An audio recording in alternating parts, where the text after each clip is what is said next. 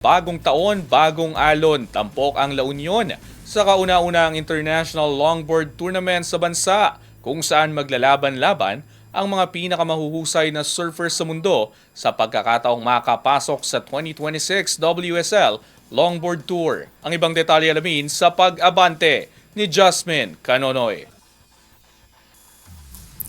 Sasalubungin ng Pilipinas ang bagong taon sa pag-host ng kauna-unahang Longboard International Qualifying Event.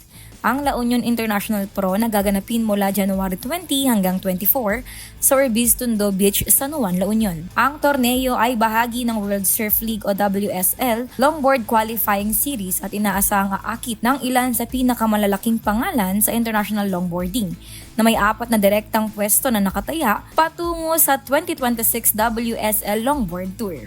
Ayon kay Will Smith, Tournament Director, layunin ng bagong format na palawakin ng oportunidad para sa mga longboarder mula sa iba't ibang rehiyon ng mundo. Binigyang diin niya na maraming world-class longboard surfers sa iba't ibang panig ng mundo na karapat-dapat mabigyan ng pagkakataong makipagkompetensya sa pinakamataas na antas. Ipinahayag naman ni John Patrick Gregorio, chairman ng Philippine Sports Commission, na ang pagdaraos ng torneo ay patunay ng lumalakas na sports tourism program ng bansa sa ilalim ng National Sports Tourism Interagency Committee na itinatag noong nakaraang taon. Ayon kay Gregorio, magsisilbing entablado ang Mona Lisa Point sa San Juan upang ipakita ang husay ng mga pinakamahuhusay na longboarders sa mundo, kapwa lalaki at babae, sa mga alon na kinikilalang world class. Kabilang sa inaasahang lalaban para sa Pilipinas, sina Kyla Jane De La Torre, Neil B. Blancada, Ashley Lopez, Daisy Valdez, Rogelio Esquivel Jr., John Mark Tocong, Roger Casugay, Penny Ventura at Noah Arkfeld. Bukas ang La Union International Pro sa lahat ng WSL Longboard Qualifying Series surfers sa buong mundo na may seeding batay sa Challenger Series. Bukod sa puntos at tiket patungo sa World Tour,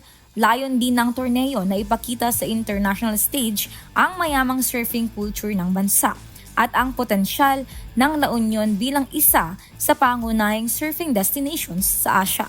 Sa pagdaraos ng kompetisyon, inaasahang mas mapapalakas pa ang presensya ng Pilipinas sa pandaigdigang surfing scene at mabibigyan ng mas malaking exposure ang mga lokal na atleta sa antas international. Ako si Jasmine Canonoy ng Abante Sports, now na.